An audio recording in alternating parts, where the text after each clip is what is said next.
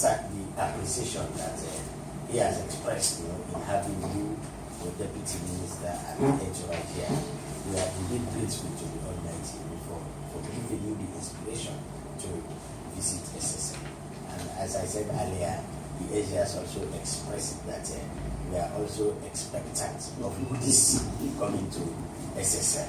So on that note, ladies and gentlemen, it is now our pleasure to invite the Honorable Minister of Political and Public Affairs, Madam Nanette Thomas, to tell us what she has for us. Let us give her a big hand again.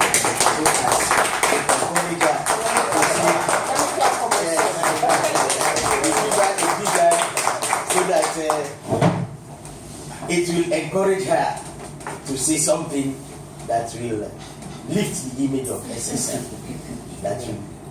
that will realize us to prosperity. Madam Minister, you're welcome. Thank you very much. Thank you very much, Mr. Bangura. Thank you very much, Mr. Statistician. Let me also thank the management staff here. Well, there's one person here that I've worked with that I wanted to thank publicly, and that is this. I call him the little turkey, Samuel Seri.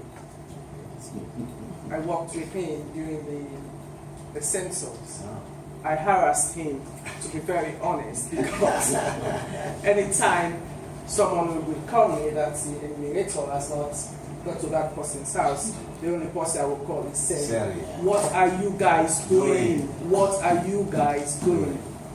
So we became friends, and I really appreciate him, because there are times when I will bombard him on the social media, and then he will send me a private message and say, "We said left hand can't see her now." I said, "Well, I'm sorry, you have to do your job." Exactly.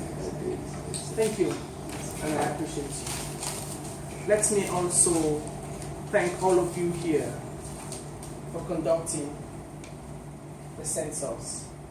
It was a free, violent census. I've heard of other censuses that by the time the census gets to the end, you start hearing about a few deaths. Yeah, but this one happened in a different manner. And I don't have a hat on, but I want to nod my head to all of you here. And I say thanks for being here. The Deputy Minister and myself, we are here to formally introduce ourselves to the statistician and staff of statistics. This is a very, very important department. In fact, this is the first department I've visited.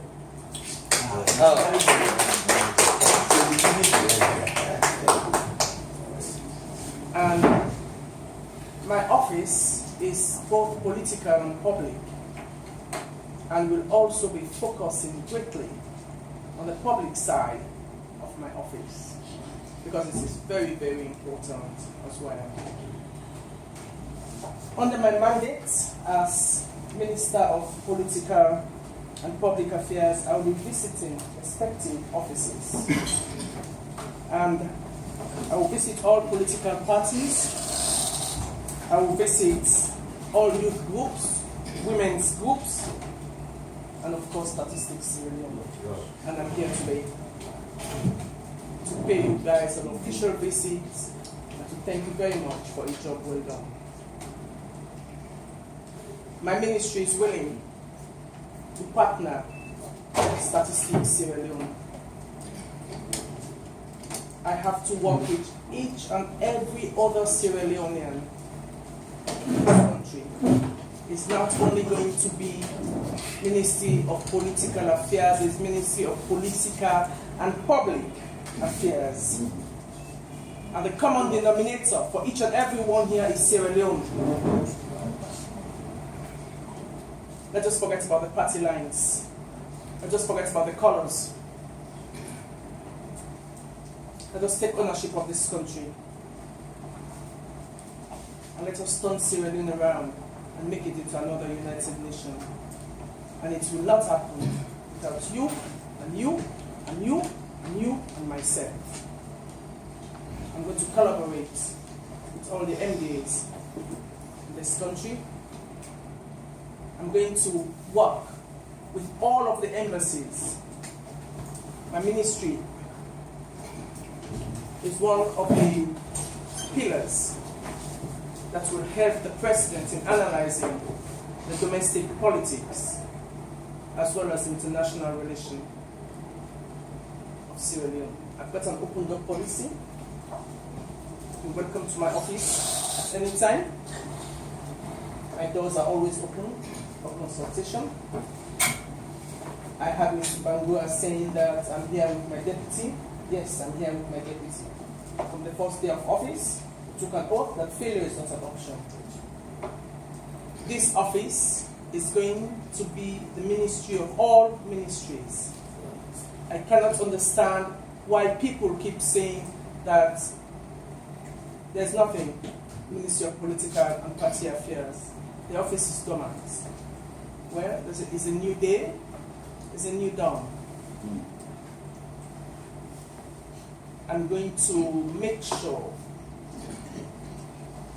that the challenges that the ministry got, I'm going to grab them and run with them. And the sky will be the limit for this office.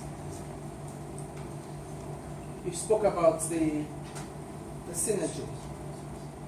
There is no way I can work without my deputy. Only a fool can do that. He's my first lieutenant. If he had told me this morning that, Madam Minister, I had other appointments, I would have cancelled this meeting. Because I've told him that I'm not going anywhere without him.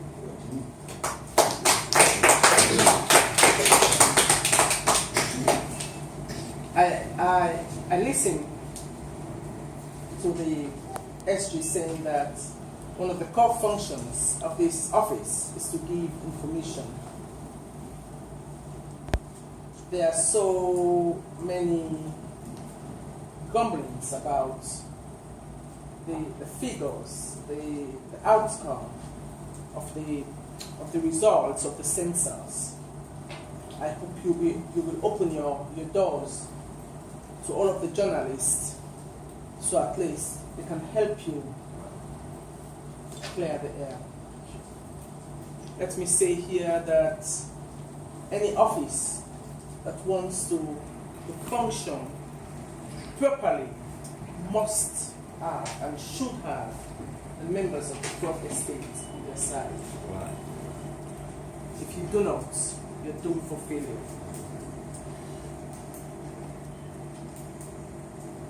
I have set myself a timeline of 90 days.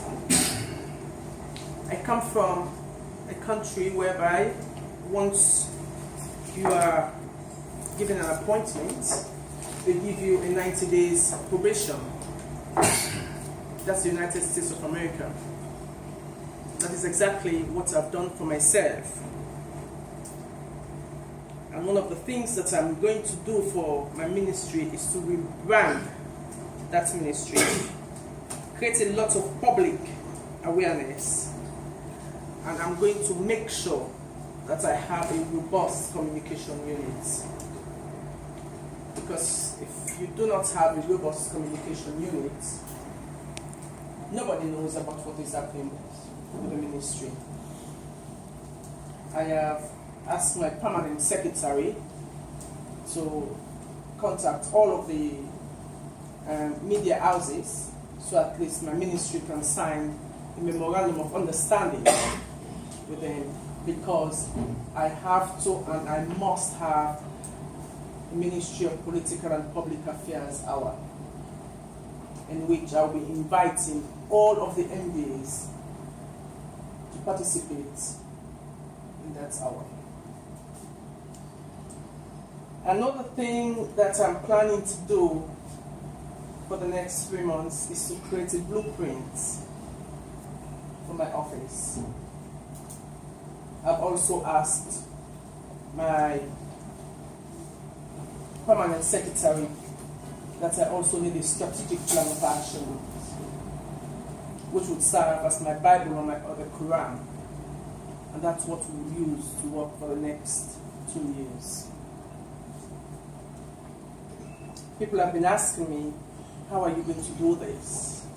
Well, there's no challenge that is insurmountable. And for me, and I've got God by my side. So whatever I want to do, I commit this to God.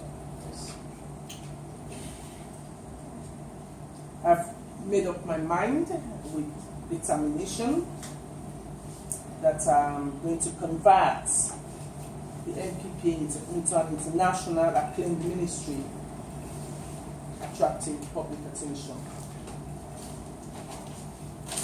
I'll be visiting you guys from time to time. Before I leave, I don't know whether I've got enough business cards, but I will distribute my business cards. Call me at any time. Don't go through selling. Do not, because if you go through saying, he will not want you to talk to me. Do not go through saying. That's why I'm going to give you the business cards.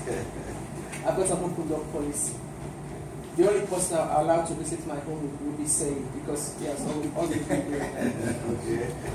Thank you so much for taking time off your busy schedule to visit with me this morning. I look forward to a great working relationship. Thank you.